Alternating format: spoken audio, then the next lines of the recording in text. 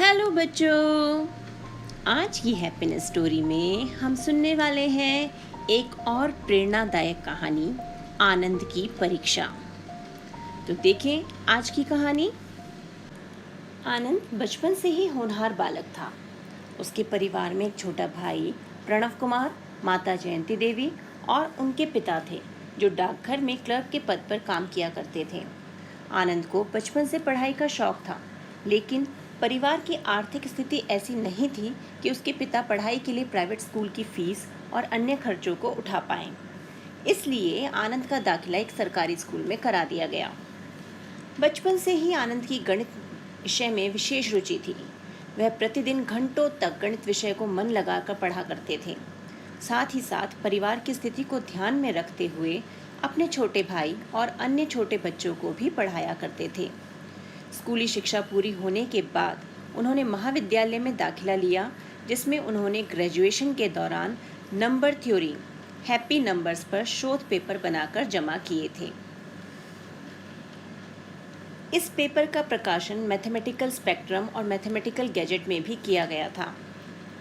तो आनंद को बचपन से ही पढ़ाई का बहुत शौक था, लेकिन परिवार की जो स्थिति थी, फाइनेंशियल कंडीशन जो थी, वो इतनी अच्छी नहीं थी कि वो किसी पब्लिक स्कूल या प्राइवेट स्कूल में पढ़ सकें। लेकिन ये जो चुनौती थी, ये आनंद की पढ़ाई को रोक नहीं पाई।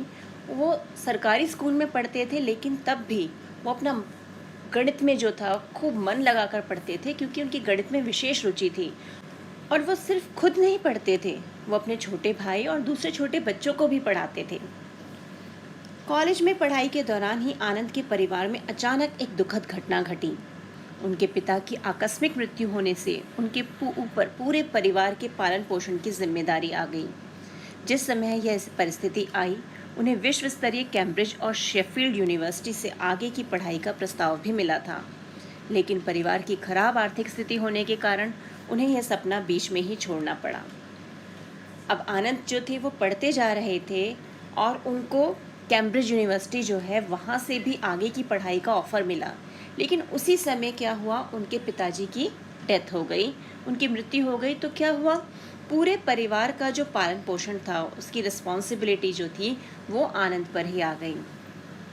अब ऐसे में आनंद क्या करते? परिवार की आर्थिक तंगी और जिम्मेदारियों को पूरा करने के लिए आनंद सुबह सुबह कॉलेज जाकर गणित का अध्ययन किया करते और शाम के समय माता और भाई के साथ मिलकर पापड़ बेचने का काम किया करते थे। यह पापड़ उनकी माताजी घर पर ही बनाया करती थी। उन्होंने पापड़ का नाम आनंद पापड़ रखा था। इस दौरान उन्होंने बच्चों को पढ़ाने का काम जारी रखा। परिवार के प्रति आनंद की जिम्मेदारी का भाव और पढ़ाई की लगन की आगे बाधाएं टिक न सकीं।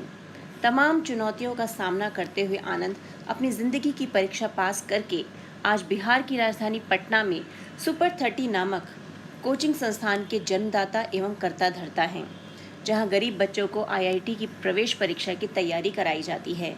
वह रामानुजन स्कूल ऑफ मैथमेटिक्स नामक संस्थान का भी संचालन करते हैं। आनंद कुमार की सुपर 30 की अद्वितीय सफलता के लिए वर्ष 2009 में पूर्व जापानी ब्यूटी क्वीन और अभिनेत्री नोरिका फुजीवारा ने सुपर 30 इंस्टीट्यूट पर एक डॉक्यूमेंट्री फिल्म भी बनाई थी। जब पिताजी की मृत्यु हुई तो आनंद ने अपनी पढ़ाई को बीच में नहीं छोड़ा। हालांकि वो कैम्ब्रिज यूनिवर्सिटी जो है वो वहाँ नहीं जा पाए, लेकिन फिर भी वो सुबह कॉलेज जाकर गणित का अध्ययन करते थे, पढ़ाई करते थे और शाम को अपनी माताजी और भाई के साथ मिलकर जो आनंद पापड़ जो उनकी माताजी घर पे बनाती थी उसको बेचने का काम करते थे। तो जो चुनौतियाँ थी उसका आनंद ने बहुत डटकर सामना किया और उसी की वजह से उन्होंने सुपर 30 नामक एक कोचिंग संस्थान बनाया, जहां पर वो गरीब बच्चों को आईआईटी की एंट्रेंस एग्ज़ाम की तैयारी कराते थे। आज उनका एक रामानुजन स्कूल ऑफ मैथमेटिक्स भी है और उनकी इसी सफलता के लिए उन पर सुपर 30 नामक एक डॉक्यूमेंट्री फिल्म भी बनाई गई। आपको याद होगा, ये तो डॉक्यूमेंट्री फिल्म है, सुपर 30 एक फिल्म भी बनी थी बेटा, जो आनंद के जीवन पर ही आधारित थी। इस तस्वीर से आपको याद आ गया होगा सुपर 30। तो ये पिक्चर जो थी ये भी आनंद के जीवन पर ही आधारित थी। विश्व प्रसिद्ध टाइम मैगजीन ने भी वर्ष 2010 में आनंद कुमार के सुपर 30 कार्यक्रम को सर्वश्रेष्ठ एशियाई संस्था के रूप में सम्मानित किया। उन्हें भारत सरकार द्वारा कई प्रतिष्ठित पुरस्कारों से भी सम्मानित किया गया है। तो देखा बेटा आपने, हमारे जीवन में समस्याएं तो आती रहती हैं।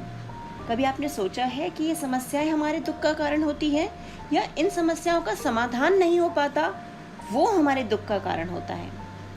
लेकिन जब हम इन चुनौतियों का सामना करके सफलता प्राप्त करते हैं ना, तो हमारे व्यक्तित्व में और निखार आ जाता है। तो ये थी हमारी आज की प्रेरणादायक कहानी। मिलते हैं एक और मज़ेदार कहानी के साथ एक और वीडियो में। तब तक खुश रहो और खुशियाँ बांटते रहो।